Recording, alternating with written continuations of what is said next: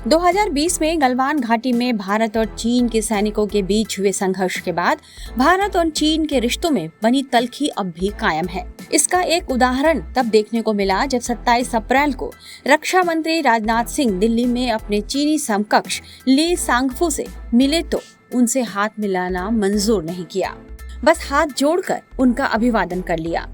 जबकि इससे पहले उन्होंने अन्य देशों के रक्षा मंत्री से गर्मजोशी से हाथ मिलाया था और उनके चेहरे पर मुस्कान भी थी।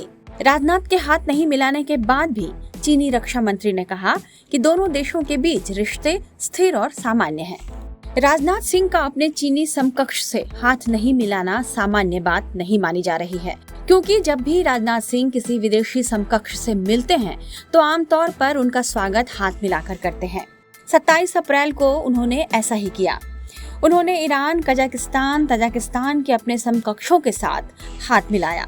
उन्होंने इन देशों के रक्षा मंत्रियों के साथ हाथ मिलाकर उनके साथ तस्वीरें भी शेयर की।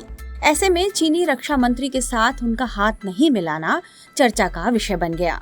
वहीं चीन ने द्विपक्षीय बैठक शुरू होने से पहले ही जब दोनों देशों की सेनाओं के बीच सहयोग को फिर से शुरू करने का एक नया प्रस्ताव रखा तो भारत ने इसे ठुकरा दिया और कहा कि जब तक बॉर्डर पर हालत शांतिपूर्ण और सामान्य नहीं हो जाते, ऐसा करना संभव नहीं है। हालांकि रक्षा मंत्री ने चीनी रक्षा मंत्री ली शांगफू से करीब 45 मिनट तक बातचीत की। पूरी बातचीत में राजनाथ सिंह ने सीमा तनाव के मुद्दे को केंद्र में रखा।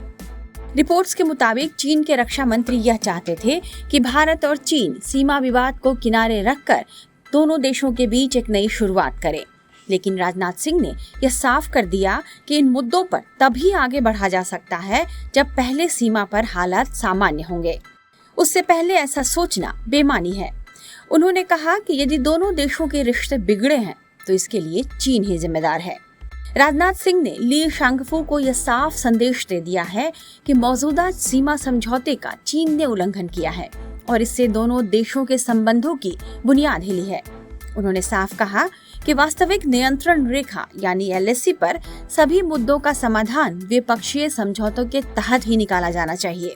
चीन पूर्वी लद्दाख में टकराव वाले पॉइंट से सैनिकों की वापसी का काम करे, जिससे तनाव कम हो सके।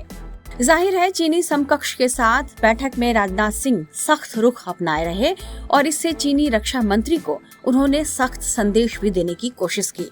देखना होगा कि सीमा तनाव को कम करने की दिशा में चीन अब कदम उठाता है या नहीं। टाइम्स नाउ नव भारत डिजिटल की रिपोर्ट।